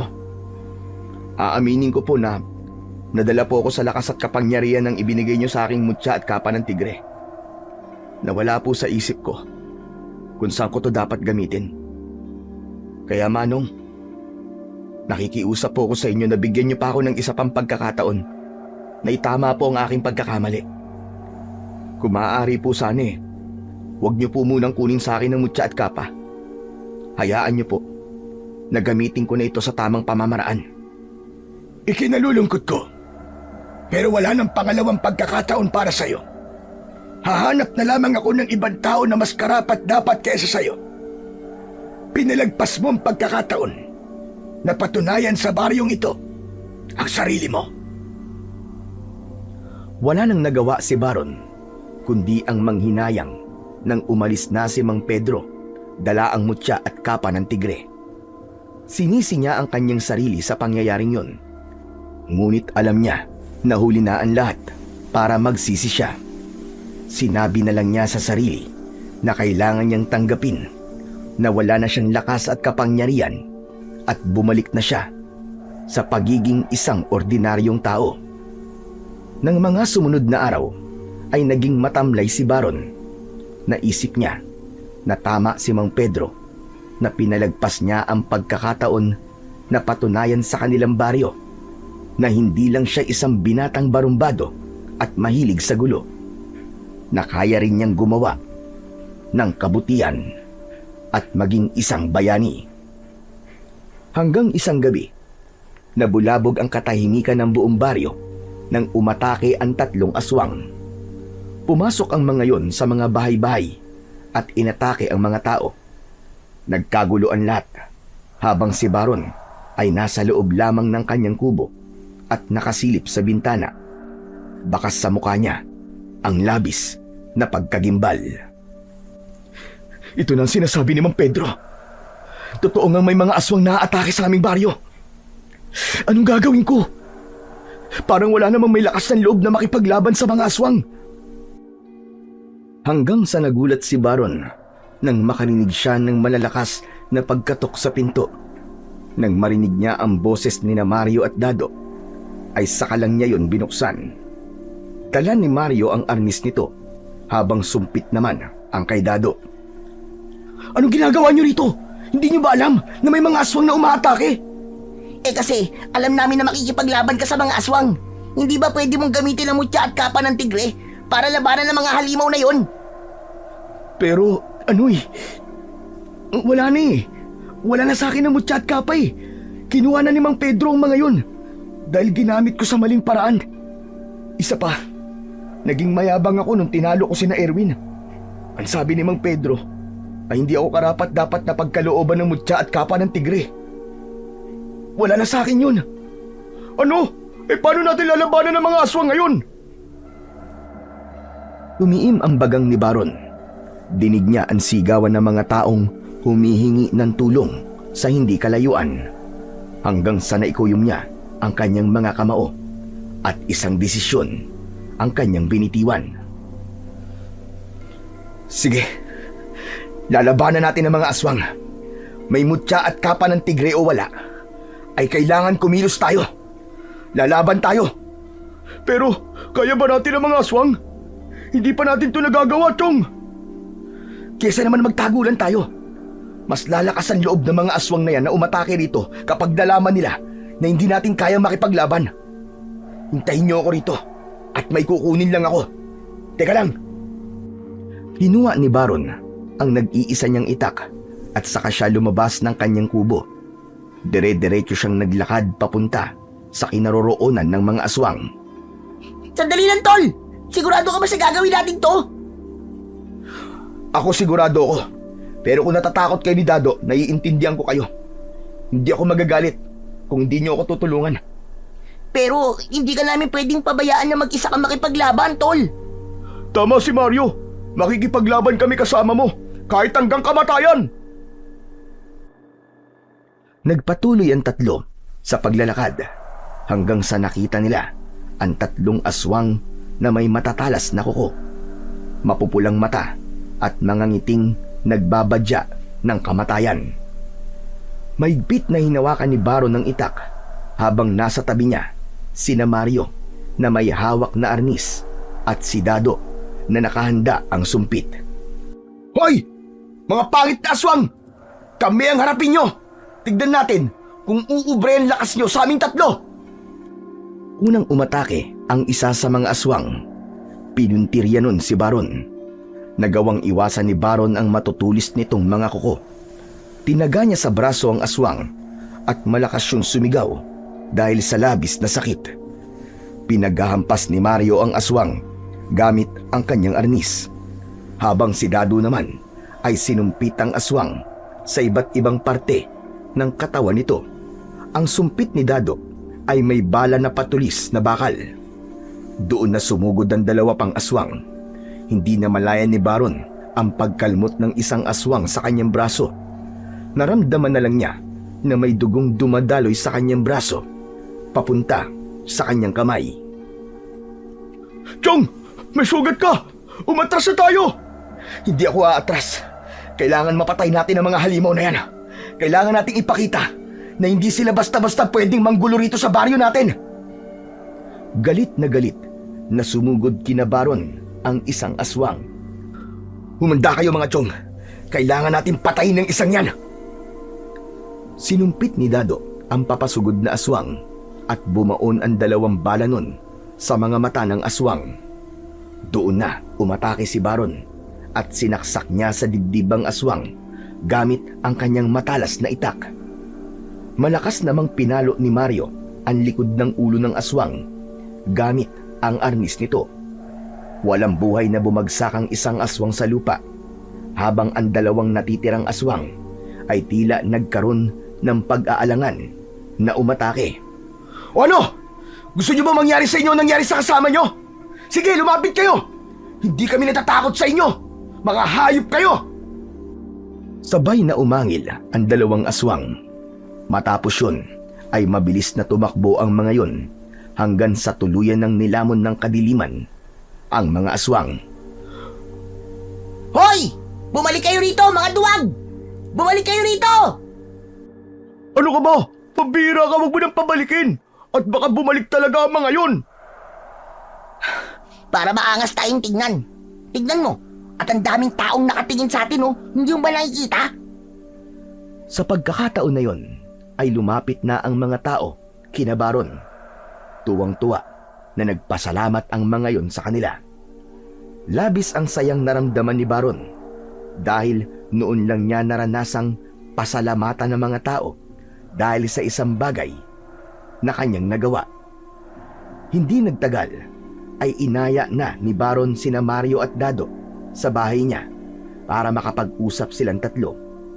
Habang naglalakad ay sinimulan na nila ang kanilang pag-uusap. Grabe! Hindi ako makapaniwala na kaya pala nating makapatay ng aswang. Hangang-hanga yung mga tao sa ating tatlo ah! Isa lang ang ibig sabihin yan. Hindi kailangan ni Baron yung mutya at kapa ng tigre.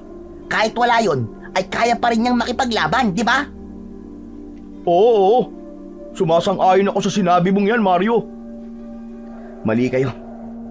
Hindi niyo ba nakita at napansin? Mahihinang klase ng mga aswang na kalaban natin kanina. Sa tingin ko, ay meron pang mas malalakas na mga aswang ang darating. At yun ang hindi tayo sigurado kung kakayanin ba natin. Diyos ko, wag naman sana magkatotoo yung sinabi mo, Baron. Sana yung huling pag-atake na ng mga aswang yun nangyari kanina. Sana nga'y mali ako. Pero kailangan pa rin nating maging handa. Tayo mapapahamak kung magiging kampante tayo. Sayang nga lang. At wala na sa akin ng mutya at kapa ng tigre. Mas magiging madali sana ang pakikipaglaban natin sa mga aswang kung nasa akin pa rin ang mga yon. Kasalanan mo kasi kung bakit kinuha ni Mang Pedro yun sa'yo. Dapat kasi, hindi ka na lang nagyabang. Ano ka ba, Mario? Talagang nagawa mo pang manisi, no?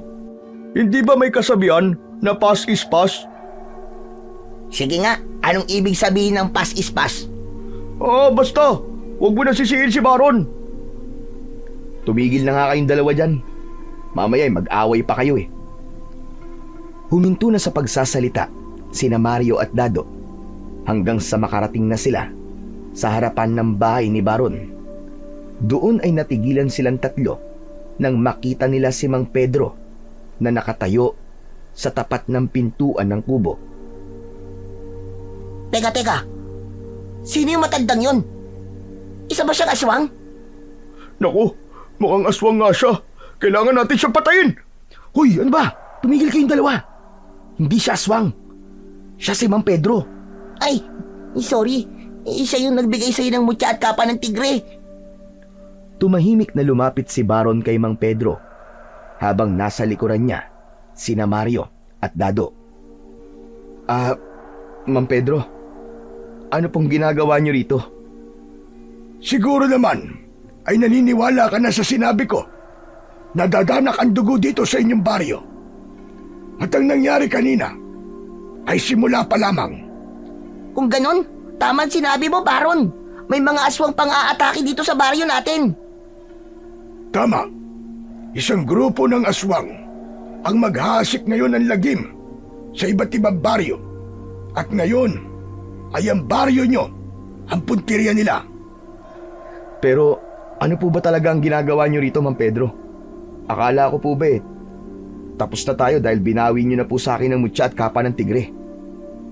Isa ko sa mga saksi sa tapang na ipinakita mo nang nakipaglaban ka sa mga aswang kasama ang dalawa mong kaibigan. Kahanga-hanga na nilabanan mo sila sa kabila na wala sa iyo ang mutya at kapa. Kaya isang desisyon ang aking nabuo. Ibabalik ko na sa iyo ang mutya at kapa ng tigre. Talaga po? Totoo ba yung sinasabi niyo, Mang Pedro? Totoo, Baron. Pero sana sa pagkakataong ito ay wag mo na akong bibiguin. Wag mo nang biguin ang inyong baryo. Pangako po, Mang Pedro. Gagamitin ko po ang mutya at kapa sa tamang paraan. Hindi ko na po yan gagamitin para magyabang lang. Nasa loob ng iyong bahay ang mutya at kapa. Tandaan mo, Baron, ito na ang huling beses na ipagkakaloob ko ang mga yon sa iyo. Sa sandaling makita ko na ginamit mong muli ang kapa sa maling pamamaraan, ay muli ko yung kukunin at hindi mo na muling mahahawakan ang mga yon. Opo, pinapangako ko po. Maraming salamat po talaga.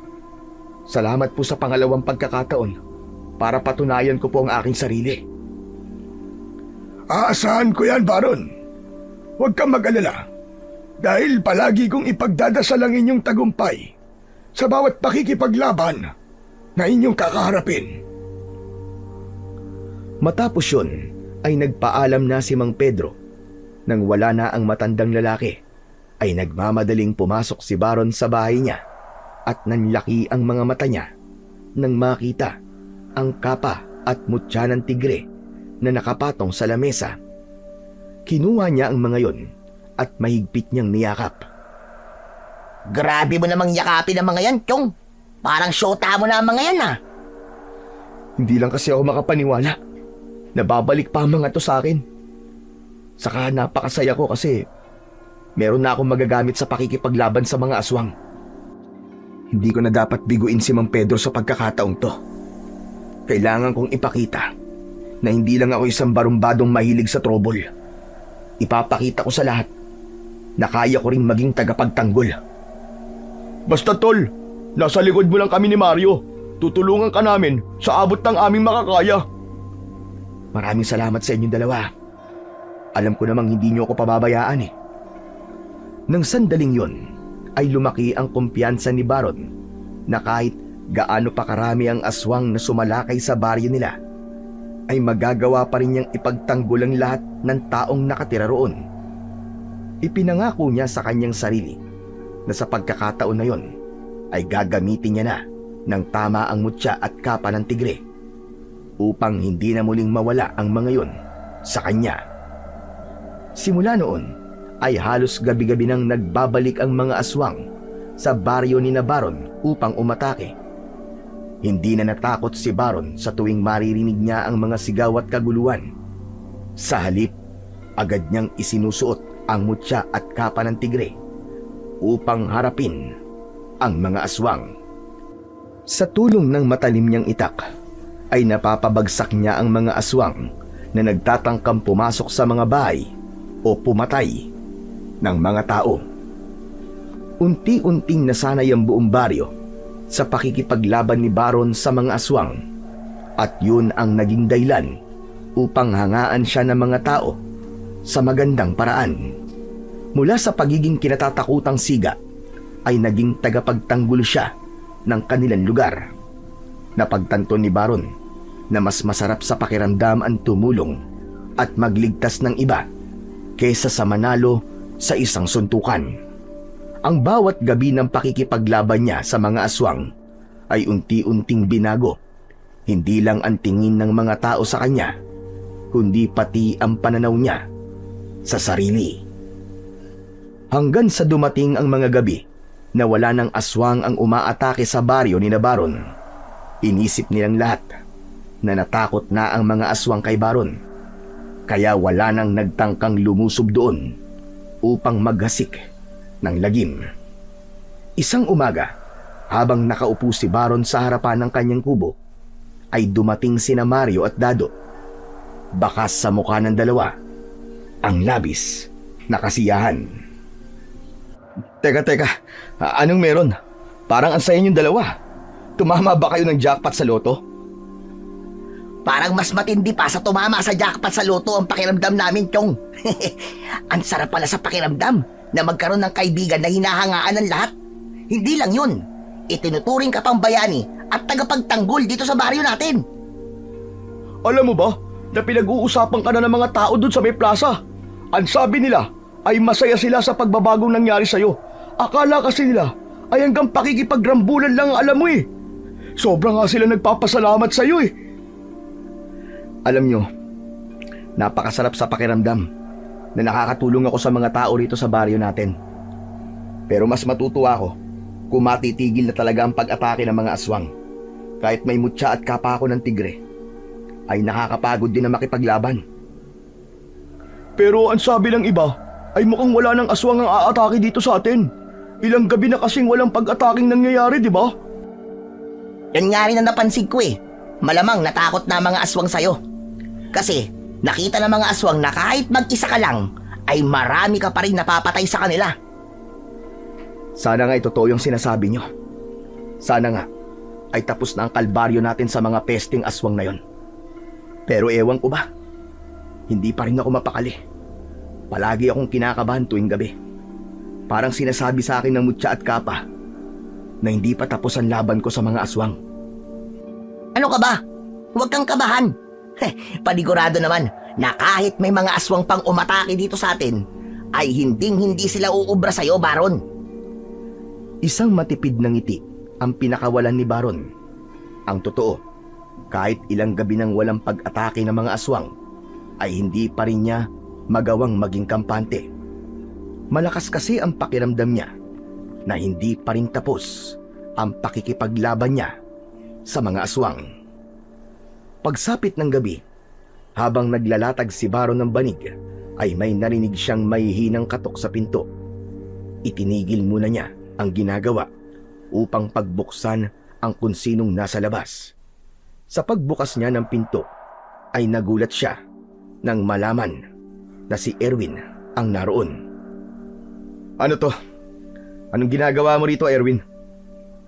Pasensya ka na kung nagpunta ako rito ng ganitong oras. Pero huwag ka mag-alala, dahil di ako nagpunta rito para makipag-away sa'yo. Matagal ko nang tinanggap na wala akong laban sa'yo.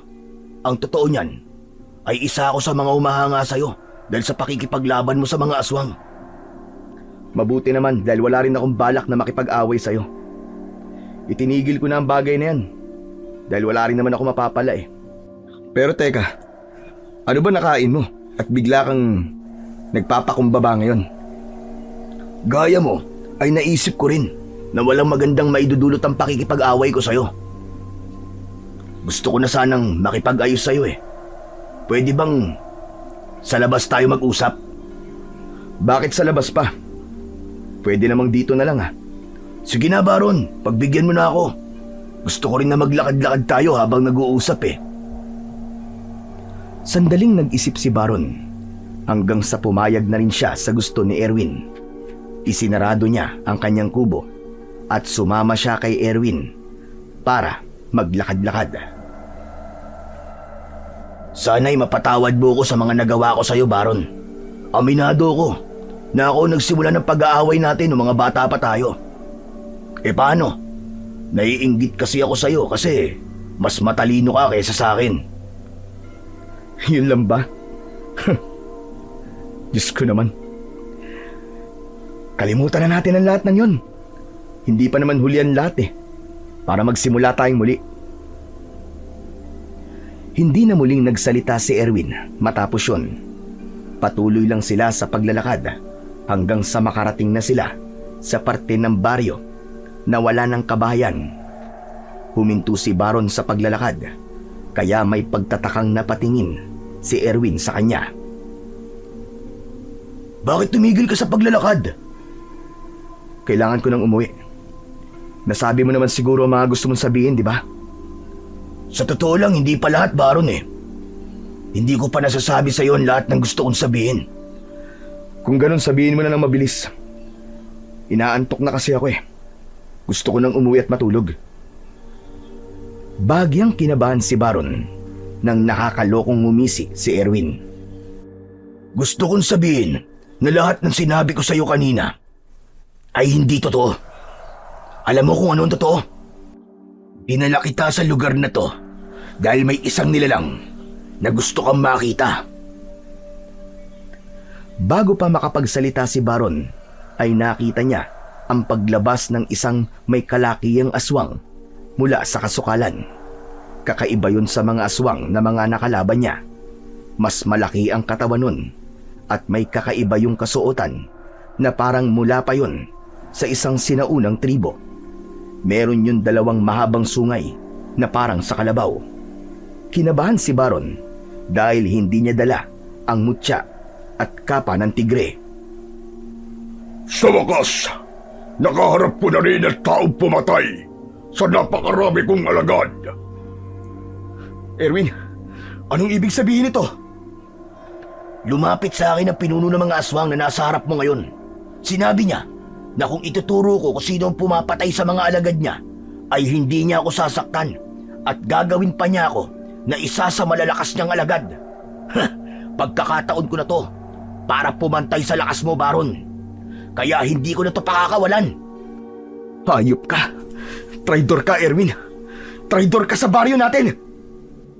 Hindi siya pinansin ni Erwin.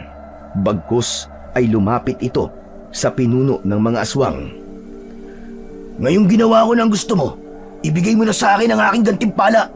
Gawin mo na akong malakas na aswang ngayon din dahil hindi na ako makapaghintay na patayin si Baron. Sige na, gawin mo na akong aswang! Ngumisi ng malaki ang pinuno ng mga aswang. Lumabas ang matutulis nitong mga ngipin. Labis na nagimbal si Baron nang biglang nilaslas ng aswang ang leeg ni Erwin gamit ang matutulis nitong mga kuko. Bumagsak si Erwin sa lupa habang walang tigil ang pag-agos ng dugo sa napakalaking sugat nito sa leeg. Walang gantimpala ang nararapat sa mga taong kagaya mo. Ngayon, ikaw naman ang papatayin ko. Sa tingin mo ba ay palalampasin ko ang ginawa mo sa mga alagad ko? Ngayon mo subukan ang pagiging tagapagtanggol mo. Tignan natin kung magagawa mo pang ipagtanggol ang baryong to mula sa akin. Biglang sumugod ang aswang kay Baron. Napakabilis ng galaw nito at dumaplis sa braso niya ang matutulis nitong mga kuko. Napaatras si Baron habang dumadaloy ang dugo mula sa kanyang braso. Paulit-ulit siyang inatake ng pinuno ng mga aswang. Napansin niya na hindi nito masyadong nilalakasan ang bawat pag-atake nito na parabang pinaglalaruan muna siya nito. Nang bumagsak ang sugatang si Baron, ay malakas na tumawa ang aswang. Ikaw ba talaga ang sinasabi nilang tagapagtanggol? Bakit wala kang kalaban-laban sa akin? Mahihinang aswang lang ba ang kaya mo? Ang buong akala ni Baron ay katapusan niya na. Pero biglang dumating sina Mario at Dado. Hawak ni Mario ang mutya at kapa ng tigre. Samantalang Itak naman ang dala ni Dado. Anong ginagawa niyo rito? Umalis tayo! Hindi kami aalis dito, Chong. Hanggat hindi namin naibibigay sa iyo mga kailangan mo.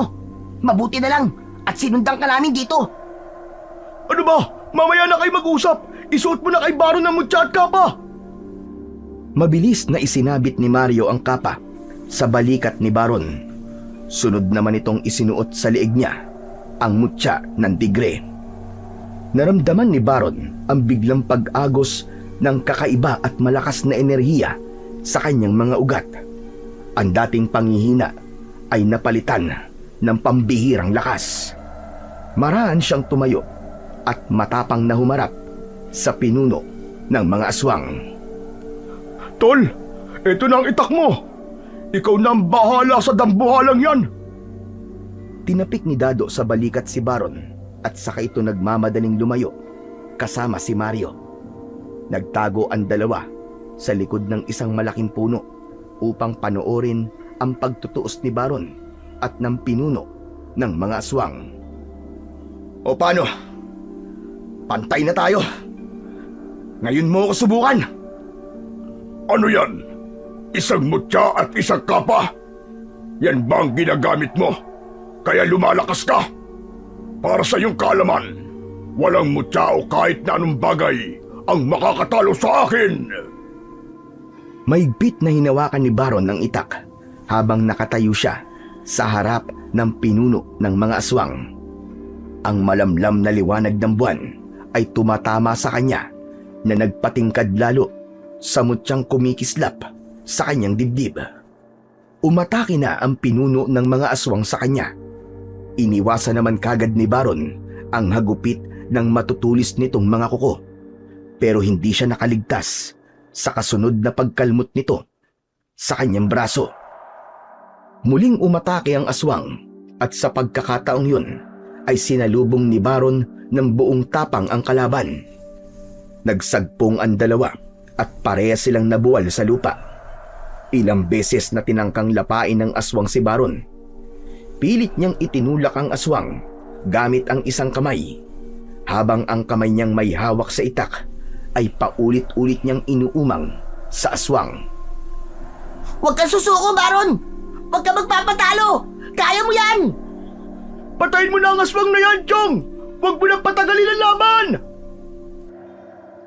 Nagkaroon ng pagkakataong makatayo si Baron. Siya naman ang sumugod at matagumpay niyang naitarak ang Itak sa tiyan ng aswang. Pagkahugot niya nun ay mabilis niyang itinarak yon sa liig ng kalaban. Lumagpas ang dulo ng Itak sa batok ng pinuno ng mga aswang. Nakita ni Baron kung paano unti-unting nawalan ng buhay ang mga mata ng kanyang kalaban, hanggang sa lumaylay na ang mga kamay nito. Paghugot niya ng Itak sa liig ng aswang, ay doon na ito bumagsak sa lupa. Nakadilat ang mga mata ng aswang, pero hindi na yon. Humihinga. Nagulat si Baron nang bigla siyang yakapin ng mga kaibigan niya na sina Mario at Dado. Hanep! Napakagaling mo talaga, Tol!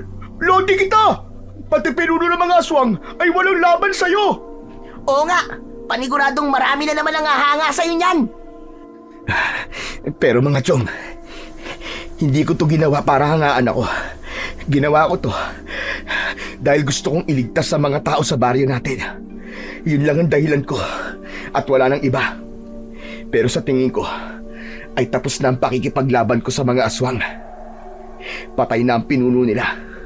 Sa palagay ko ay hindi na magkakaroon ng lakas ng loob ang iba pang aswang na umatake sa baryo natin. Malaya na ang baryo natin laban sa mga aswang. May sasabihin pa sana si Baron, pero hindi niya na naituloy dahil sa pagsigaw ni Mario. Diyos ko! Si Erwin ba yan? Ano nangyari sa kanya? Patay na ba siya?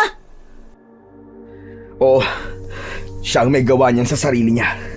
Nagtiwala kasi siya sa pinuno ng mga aswang dahil sa kagustuhan niyang mahigitan ako. Nakakalungkot man, pero wala na talaga si Erwin.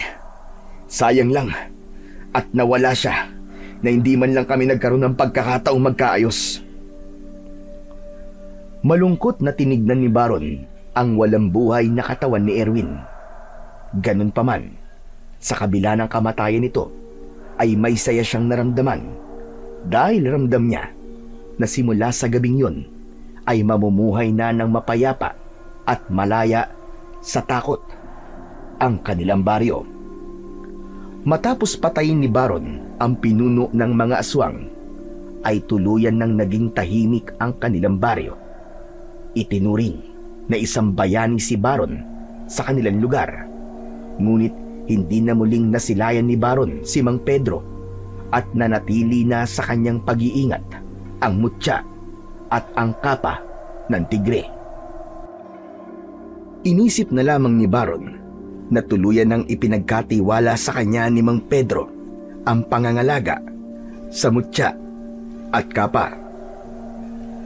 Sa paglipas ng panahon ay lalong tumibay ang pagkakaibigan ni na Baron, Mario at Dado. Kailanman ay hindi na sila nakipag-away at nakipagrambulan. Bagkus ay tumutulong sila sa paggabay sa mga kabataan upang hindi maligaw ng landas ang mga ito. Natutunan ni Baron na hindi ang pagiging siga ang batayan ng totoong tapang, kundi sa tapang ng isang tao na tumulong at ialay ang buhay nito sa kanyang kapwa.